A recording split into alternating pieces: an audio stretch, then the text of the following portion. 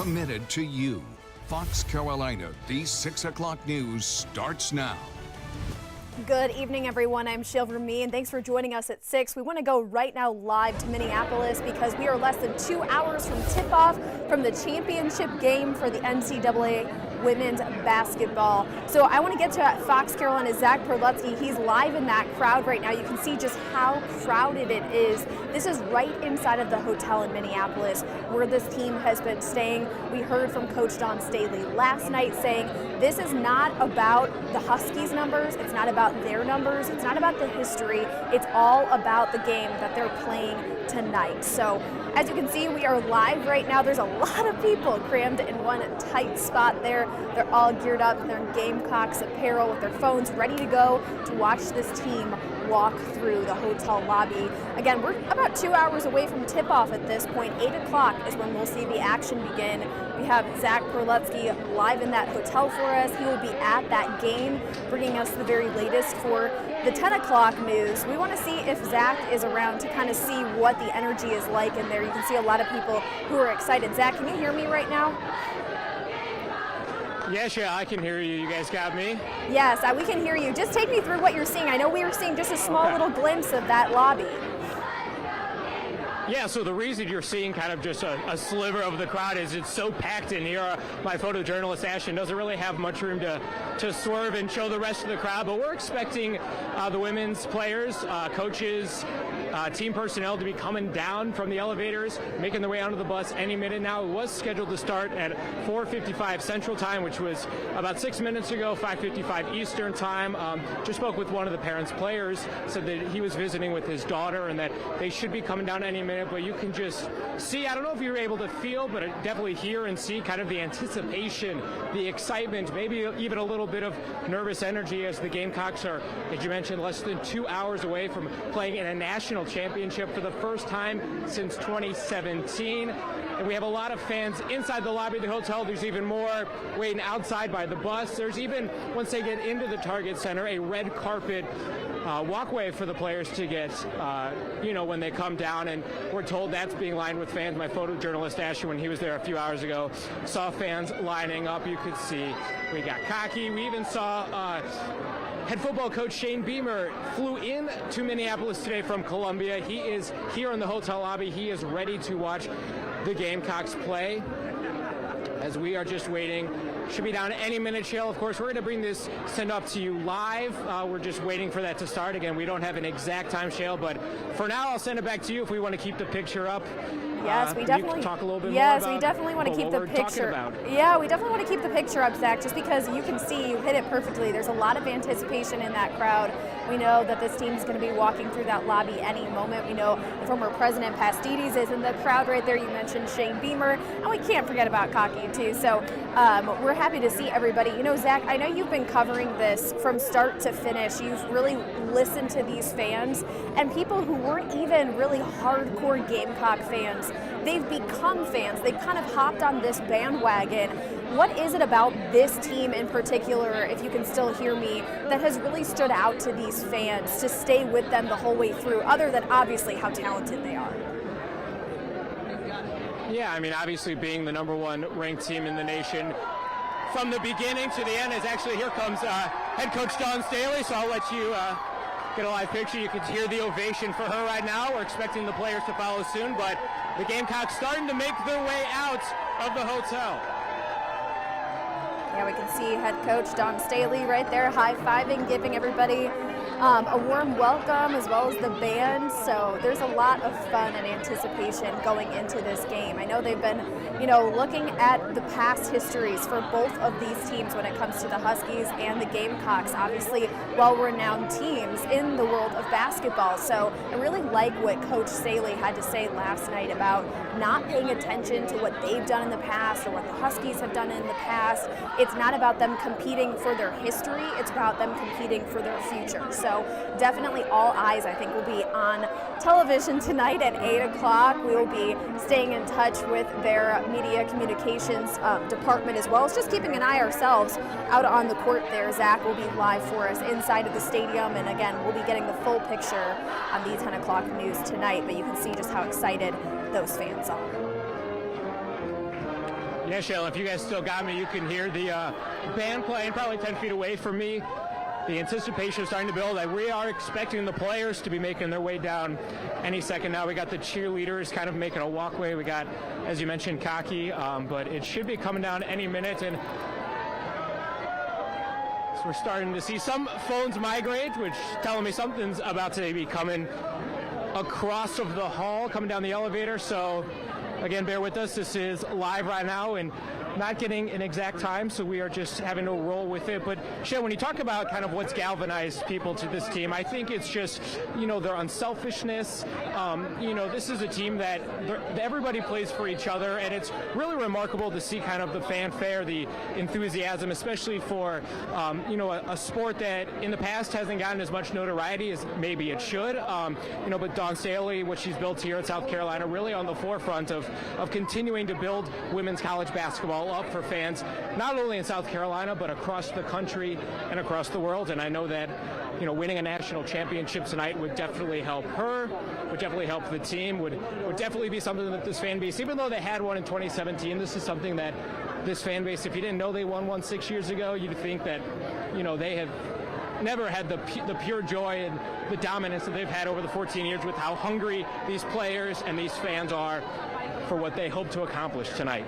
Yeah, it's honestly, at this point, Zach, it's anyone's game. Huskies won a record 4 times in a row, and as you mentioned, Gamecocks won it last in 2017, so the history, they've really got an intense rivalry going on here. But the thing that I think is so unique about Gamecocks is that you have people who will travel from all over. It doesn't matter how far it is to cheer on this team you see right here. So there is so much excitement surrounding that and for the Garden in Black right now. So I know it's hard to time when this team will be coming out, but I think that's what makes it even more exciting for a lot of people is that anticipation of when they're going to be walking out. Yeah, and we keep getting some people trickling down. I don't know if they're hotel guests or if they're, because this is the hotel that other people besides the teams are staying at.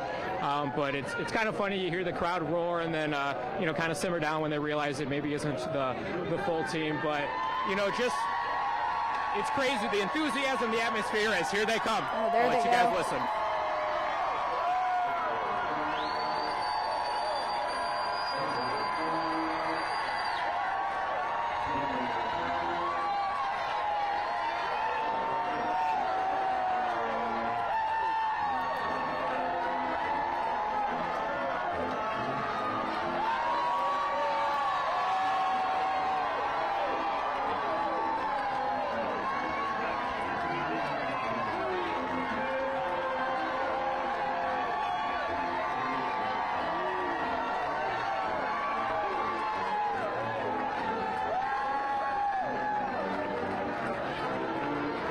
All right, well, that looks like all the players are now going to get onto their bus, take the 3-block trip down to the Target Center.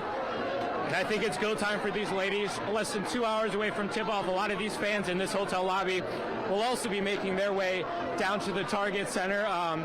It's a brief walk, but it is pretty cold. It was snowing a little bit earlier in Minneapolis, but as you can see, people are trying to just get out of this hotel now. They're trying to get down to the Target Center, soak in the atmosphere. Again, less than 2 hours away from a national championship game. Shale, we'll send it back to you. All right, Zach, I know it's a crowded, packed house in there. You can see the players with their own cell phones. So really this is something for them to remember for years to come too. But, we know they have to stay in the zone this evening before tip-off. So thank you. We're going to be checking in with you live on the 10 o'clock news. Thanks, Zach.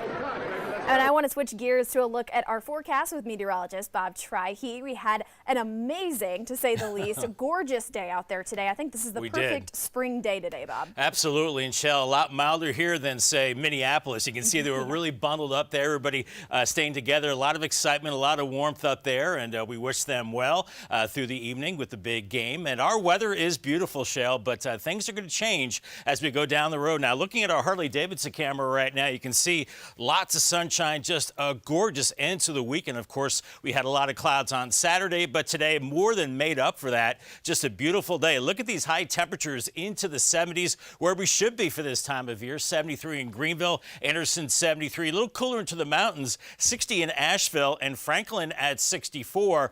But don't let your guard down, because it's going to get cold tonight. In fact, so cold, we have a frost advisory through Monday morning for Polk, back through McDowell, back into areas of that part of the upstate, western North Carolina as well. So watch out. We could see temperatures near freezing. In fact, much of the mountains, you certainly want to cover up the plants, because we are looking at temperatures that will be pretty cold. Even in the upstate, we'll be seeing temperatures close to 40 degrees. And if you live in one of those protected valleys, you certainly want to cover the plants just in case, because look at this, low 40s by tomorrow morning. Sun's up at 7:14 on the way to work and school. And for the mountains, look at this, 34 in Hendersonville, 32 in Franklin. So plenty cold in the mountains to see frost. So make sure you cover or bring in those tender plants.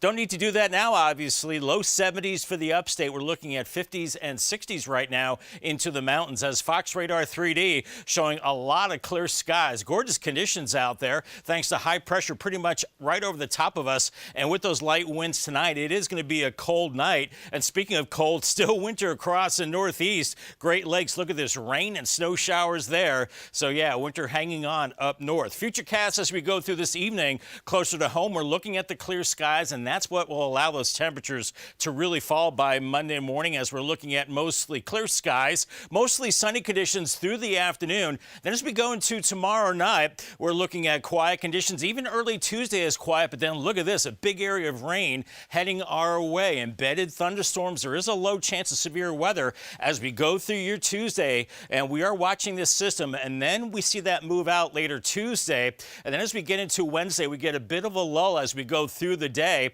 and then we're going to see another system moving through as we go through Wednesday night and on into Thursday. That could bring another round of showers and maybe some thunderstorms as we go into Thursday morning. And then behind this, we're looking at more cold air. Now, the bullseye severe weather in the same places we've been seeing recently, from Texas into Louisiana and Mississippi. Look, they have an enhanced risk of severe weather tomorrow with the system we're watching. And then we're looking at a marginal risk across a good chunk of the upstate as we go into the upstate. And we're not done there. Looks like another risk of severe weather possibly Wednesday on into Thursday. So very active week on the way. And we're looking at a lot of rain as well, maybe upwards of close to 2.5 to 3 inches of rain. Could see some minor flooding out of this. But tonight, clear and cold, low of 40. Make sure you cover the plants, especially in the mountains. 35 for you with the patchy frost. And for your Monday, after that chilly start, warming up to 73 for the upstate, and for the mountains, 35 early on. And we're looking at 68 as we go into the afternoon. Much more on the active work week forecast coming up at 10,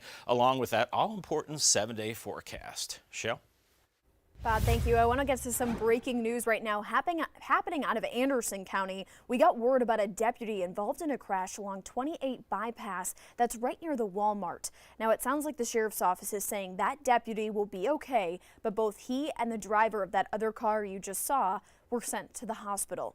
We know the deputy was trying to respond to an armed robbery happening just after 3:20. You can see that on the trailer right there. Troopers will investigate the crash. Also happening right now, the coroner is being called to a crash in Pendleton. They say they're responding to it along Dan Hauer Road. We do have a crew on the way to that wreck. And authorities are looking for a suspect in a deadly mass shooting in California. Police say 6 people were killed and at least 10 hurt after someone opened fire right there in downtown Sacramento early Sunday morning. Now, investigators say that a large crowd was in the area, but police do not know if there was an event taking place at the time or what the deal was with that. They have not released the name of any victims in this shooting, and no word on the conditions of those being treated at nearby hospitals.